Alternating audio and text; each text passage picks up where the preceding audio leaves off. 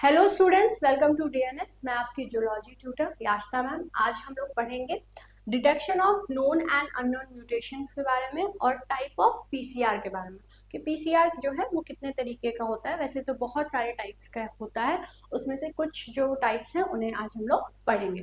तो सबसे पहला जो हमारा टॉपिक है वो है detection of known and unknown mutation.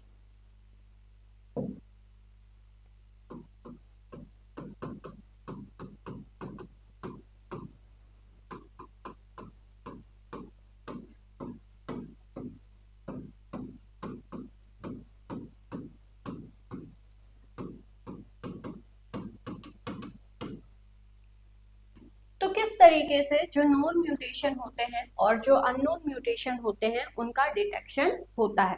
तो सबसे पहले हम लोग समझते हैं कि जो म्यूटेशन है वो क्या होता है। तो म्यूटेशन जो है एक सडन इनहेरिटेबल चेंज होता है। ऐसा कोई चेंज जो कि ऑल ऑफ अ सडन हुआ है और वो इनहेरिटेबल हुआ है।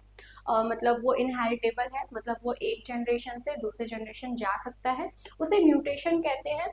म्यूटेशन जो है वो कई तरह का हो सकता है। सिंगल म्यूटेशन हो सकता है, पॉइंट म्यूटेशन हो सकता है, फ्रेंसिक म्यूटेशन हो सकता है। ये सारे इसके टाइप्स हैं।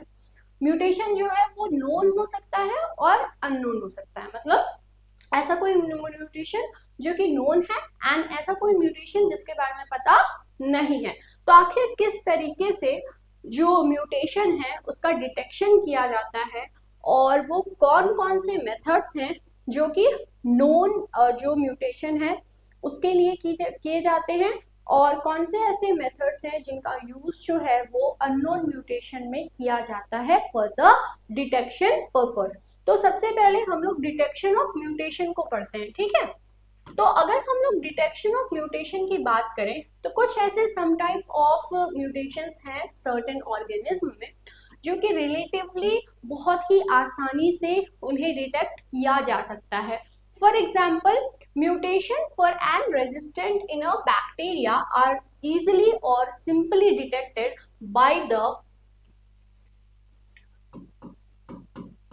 plating bacterial cells on a medium containing a concentration of the concerned antibiotic that is known as selective medium। अब मान लीजिए कोई बैक्टीरिया है, उसमें म्यूटेशन हुआ है और अगर उसको ये म्यूटेशन को डिटेक्ट करना है तो उसको सिंपली क्या करिए कि अगर वो किसी भी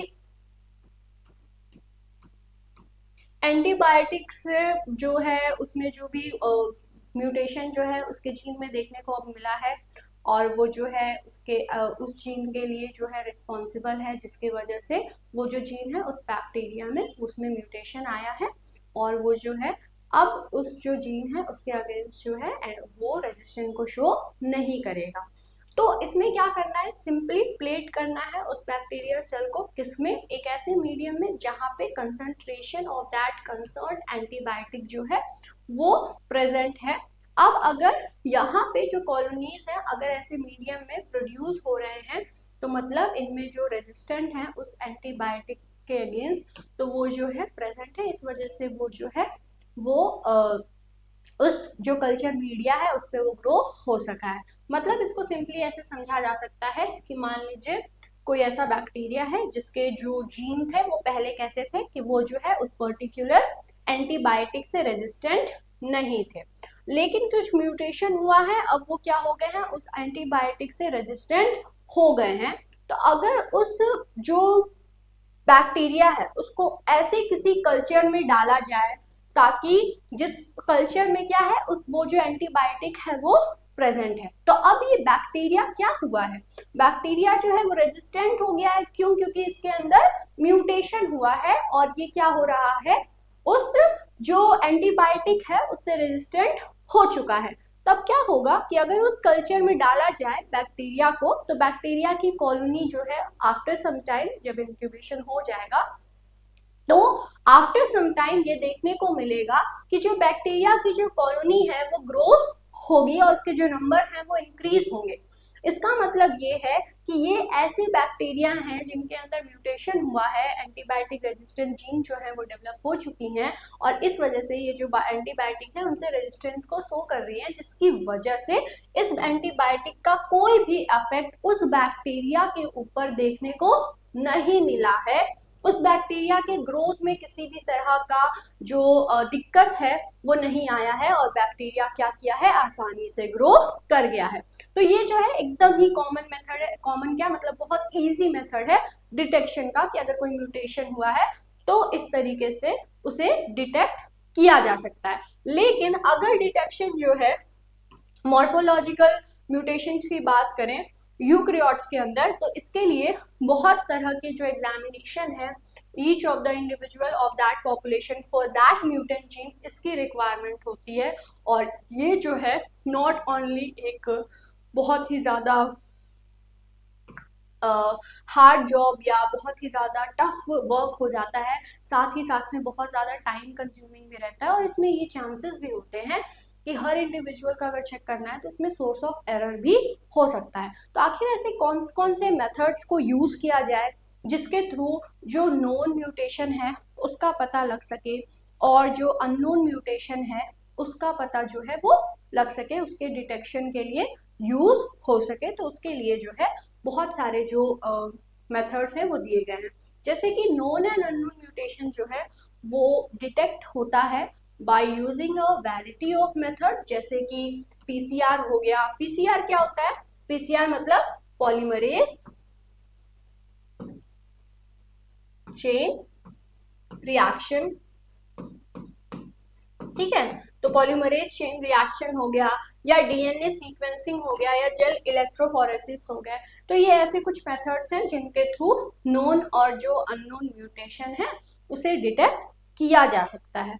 अब ऐसे मेथड्स जो कि नोन म्यूटेशन के लिए यूज किए जाते हैं इसके डिटेक्शन पर्पस के लिए, तो methods for detecting known mutation, ये कौन कौन से मेथड्स हैं जो कि यूज किए जाते हैं नोन म्यूटेशन को डिटेक्ट करने के लिए? तो पहला जो मेथड है वो है पीआर-पीसीआर, मतलब proof reading PCR, proof reading polymerase chain reaction. इसमें क्या होता है कि ये जो प्राइमर 3 एंड है इस पे जो है इस पे अलाइन किया जाता है with the suspected mutation site, जहां पे एंड अलोंग विद दैट जो 3 प्राइम OH है ये रिप्लेस कर दिया जाता है विद अ ब्लॉकिंग ग्रुप, ठीक है। उसके बाद जो हाई रेजोल्यूशन मेल्ट HRM है, इसमें क्या होता है, इसमें एक सुपर मिक्स जो है ये होता है जो कि यूजफुल होता है to discriminate between the SNPs। तो ये जो है यूज किए जाते हैं मेथड्स नोन म्यूटेशन को डिटेक्ट करने के लिए। तो इसे आप नोट कर लीजिए।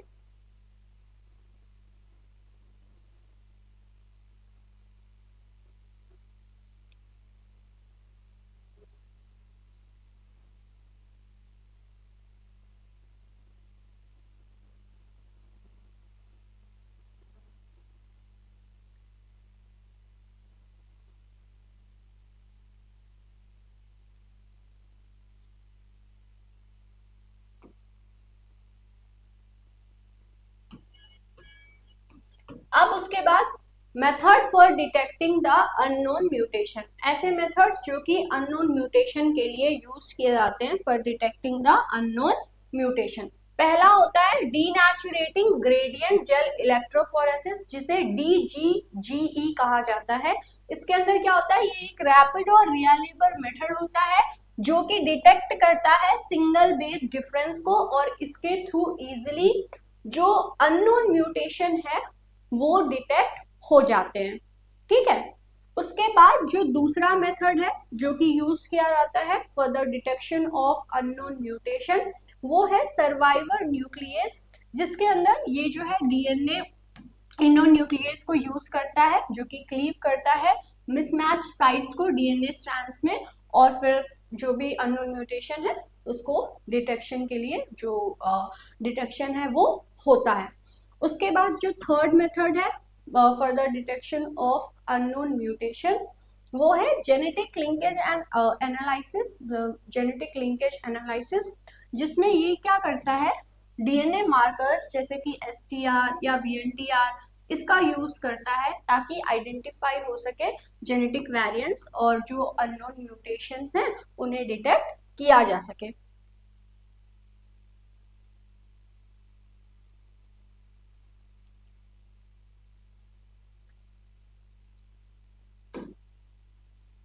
तो आई होप अभी तक जो है आपको जो म्यूटेशन है वो समझ में आया होगा, और जो नोन और अननोन म्यूटेशन का डिटेक्शन के लिए जो वेरियस जो स्ट्रैटेजी या कह सकते हैं कि वेरियस मेथड्स हैं डिटेक्शन के मेथड्स, वो कौन कौन से हैं ये आपको समझ में आए होंगे कि कौन से मेथड कहाँ पे यूज होते हैं। उसके बाद जो है हम लोग अब पढ़ेंगे पीसीआर के बारे में कि पीसीआर क्या होता है, क्योंकि हमारा जो सेकंड टॉपिक है वो है टाइप ऑफ पीसीआर। तो टाइप ऑफ पीसीआर को समझने से पहले हमें समझना होगा कि पीसीआर क्या होता है। तो पीसीआर जो है वो होता है पॉलीमरेज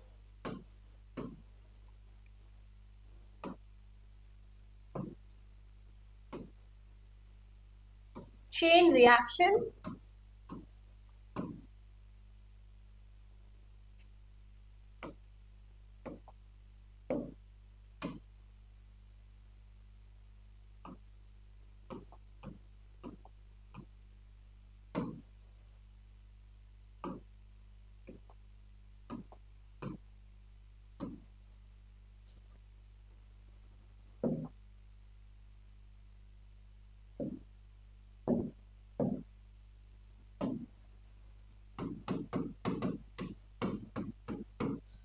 पॉलीमरेज चेन रिएक्शन ये एक ऐसा रिएक्शन होता है जो कि चेन जो डीएनए है उनके जो लेंथ है उनके इंक्रीजमेंट के लिए यूज होता है, या कह सकते हैं पॉलीमराइजेशन के लिए जो है ये हेल्पफुल होता है।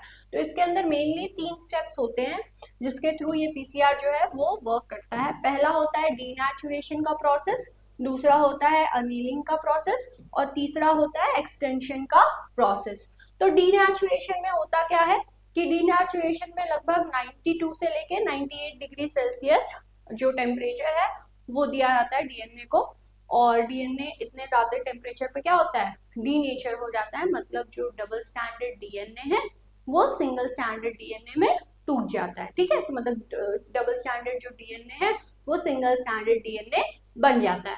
अब इसके बाद क्या होता है, ये लगभग 20 से लेके 30 सेकंड के लिए टेम्परेचर जो है दी जाती है, जिससे हाइड्रोजन बॉन्ड जो है कॉम्प्लीमेंट्री बेसिस के बीच में जो कि डीएनए में प्रेजेंट होता है उनमें जो ये हाइड्रोजन बॉन्ड है ये टूट जाता है, और जो डीएनए है वो डीनेचर हो जाता है, जिसकी वजह से जो डीएनए है वो सिंगल स्टैंडर्ड डीएनए मॉलिक्यूल्स को दे देता है, double standard DNA molecule single standard DNA molecule में कन्वर्ट हो जाता है। उसके बाद सेकेंड स्टेप है अनीलिंग का। ये एक ऐसा स्टेप है जिसमें थोड़ा सा जो टेम्परेचर है वो डिक्रीज कर दिया जाता है, 50 से लेके 65 डिग्री सेल्सियस तक ये टेम्परेचर रखा जाता है फॉर 25 से लेके 40 सेकेंड्स के लिए। और फिर इसमें जो है प्राइमर्स का जो अनीलिंग का प्रोसेस है वो होता है, प्राइमर्स आते हैं अटैच होते हैं इस सिंगल स्टैंडर्ड डीएनए पर, और हाइड्रोजन बॉन्ड के थ्रू ये अटैच होते हैं, और यहाँ पे पॉलीमरेज जो है वो भी ऐड होता है to this primer template hybrid पर, और जो डीएनए पॉलीमराइजेशन है वो नेक्स्ट स्टेप से स्टार्ट होता है। अब जो तीसरा स्टेप है जो कि क्या कहलाता है एक्सटेंशन। एक्सटेंशन में क्या होता है कि एक्सटेंशन में जो है ये एक ऐसा स्टेप होता है जिसमें पॉलीमराइजेशन जो है वो होता है, जिसमें ये जो प्राइमर्स हैं ये तो ऐड हो गए थे, अब यहाँ पे एक थर्मोस्टेबल जो एंजाइम है वो यूज होता है, that is known as Taq polymerase. ठीक है, ये यहाँ पे यूज होता है, ये थर्मोस्टेबल ये एंजाइम या पॉलीमरेज इसलिए यूज होता है क्योंकि टेम्परेचर हाई रहता है, यहाँ पे 72 डिग्री सेल्सियस टेम्परेचर रहता है, तो इतने टेम्परेचर पर एंजाइम जो है सही से वर्क करे ऐसा कोई एंजाइम या ऐसा कोई पॉलीमरेज यूज होना चाहिए जो कि क्या हो, जो कि इफेक्टिव हो, जो कि क्या हो, जो कि बहुत ज्यादा थर्मोस्टेबल हो, जिसपे टेम्परेचर का इफेक्ट ना देखने को मिले। ठीक है, तो ऐसा ही थर्मोस्टेबल जो एंजाइम है वो यूज होता है, दैट इज टैग पॉलीमरेज।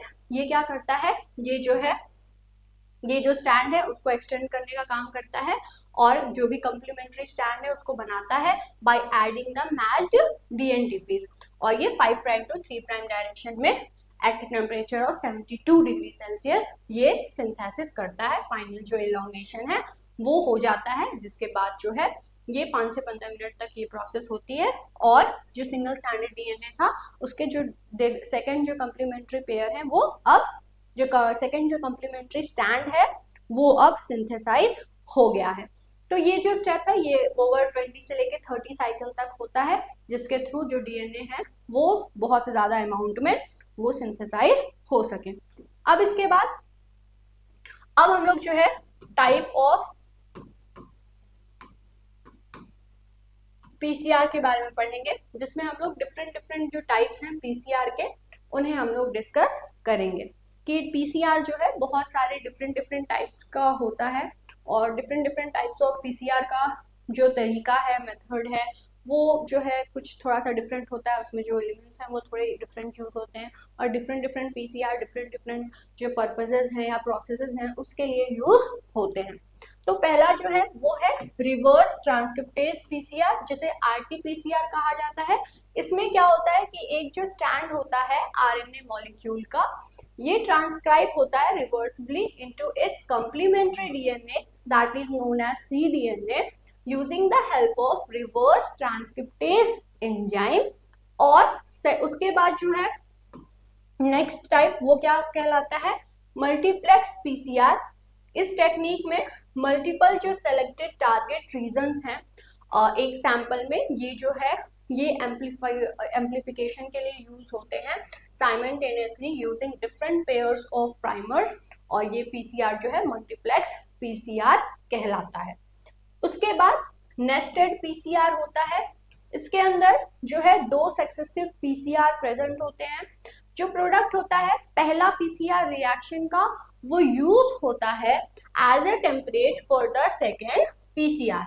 ये ऐसा टाइप ऑफ पीसीआर है जो कि यूज होता है एम्प्लीफिकेशन टेक्निक के लिए, और एम्प्लीफिकेशन इसमें होता है टेम्पलेट का in low copy number in the specimens, उनमें ये यूज होता है। ये जो है इसका बेनिफिट होता है इंक्रीज, इसकी जो अगर हम लोग बात करें इस पीसीआर के यूज करने का, तो इसके पास जो है बेनिफिट होता है इंक्रीज सेंसिटिविटी का और स्पेसिसिविटी का। ठीक है, उसके बाद नेक्स्ट जो टाइप है वो होता है रियल टाइम पीसीआर। इस टेक्निक में जो एम्प्लीफाइड डीएनए है वो डिटेक्ट होता है एज द पीसीआर प्रोग्रेस, और ये जो है कॉमनली यूज होता है in the gene expression studies and the quantification of initial copy number of the target DNA। इसके बाद एम्प्लीफिकेशन रिफ्रैक्टरी म्यूटेशन सिस्टम, जिसे ARMS कहा जाता है, ARMS PCR, ये allele specific amplification ASR PCR और ARMS PCR कहलाता है, जो कि एक जनरल टेक्निक होता है for the detection of any point mutation और द स्मॉल डिलेशन। तो ये जो PCR टेक्निक है ये पॉइंट म्यूटेशन को डिटेक्ट करने के लिए यूज होता है, और या फिर कोई स्मॉल डिलीशन अगर हुआ है डीएनए में तो उसको ये डिटेक्ट करने के लिए यूज किया जाता है। उसके बाद अगर हम लोग अननोन म्यूटेशंस की बात करें तो अननोन म्यूटेशंस के लिए बहुत सारे जो टेक्निक हैं वो हैं। अब अगर हम लोग नोन म्यूटेशन की बात करें तो नोन म्यूटेशन में तो हम लोग टेक्निक्स को पढ़े हैं, वो टेक्निक्स क्या क्या हैं जल्दी से कमेंट करके आप हमें बताइए। और अननोन म्यूटेशन के अंदर अगर हम लोग टेक्निक्स अभी जो है हम लोग फिर रिवीजन कर रहे हैं, तो नोन म्यूटेशन में कौन कौन से मेथड हम लोग पढ़े हैं उसको आप जल्दी से बताइए अननोन म्यूटेशन को डिटेक्ट करने के लिए।